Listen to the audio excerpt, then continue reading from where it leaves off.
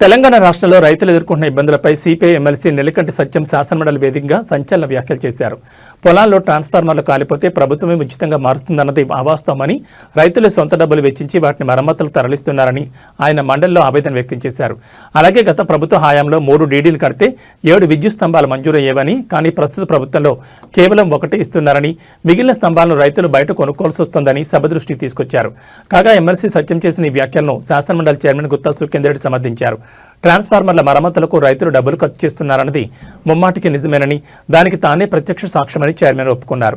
సభలో విద్యుత్ శాఖ మంత్రి బట్టి విక్రమార్క అంతా సవ్యంగానే ఉందని చెప్తున్నప్పటికీ క్షేత్రస్థాయిలో పరిస్థితి అందుకు పూర్తిగా భిన్నంగా ఉందని, బయట పనులు సాఫీగా జరగడం లేదని చైర్మన్ స్వయంగా వ్యాఖ్యానించడం అధికార పక్షాన్ని ఇరకంటంలో పెట్టింది. ఎందుకంటే వాస్తవంగా ఇప్పుడు మీరు చెప్పినటువంటి విధానం ఎక్కడ కూడా లేదు. నా తెలిసిన నల్గొండ జిల్లాలో అయితే మా మునుగోడే నాది. మరి మేమే ట్రాక్టర్లు పెట్టి కాలిపోతే ట్రాన్స్ఫర్ తీసుకుపోతే 3-4 రోజులు పడతా ఉంది. మునుగోడు ప్రాంతం మీరు ఎవరికైనా ఫోన్ చేయండి. మునుగోడులోనే ఆ మరమ్మతు కేంద్రం ఉంది. ఒక ట్రాన్స్ఫారం కాలిపోతే 3 రోజులు 4 రోజులు పడతా ఉంది. అదేవిధంగా నార్కడపల్లి మండలంలో కూడా అదే పరిస్థితి. నల్గొండ జిల్లాలో ఎక్కడ కూడా మీరు చెప్పిన దాని అధికారులు తీసుకొచ్చి ట్రాన్స్ఫారం కాలిపోతే తీసుకుపోయినటువంటి దాఖలాలు లేవు. బహుశా చైర్మన్ గారు కూడా నల్గొండ జిల్లా, వారు కూడా ఉరుమడ్ల పెద్ద వ్యవసాయ రంగం ఉన్నటువంటి గ్రామం. అందువల్ల మీరు చెప్పే క్షేత్రస్థాయిలో అమలైతే లేదని సందర్భంగా నేను గుర్తు చేస్తూ ఉన్నాను. మరి చాలా దారుణంగా ఉంది.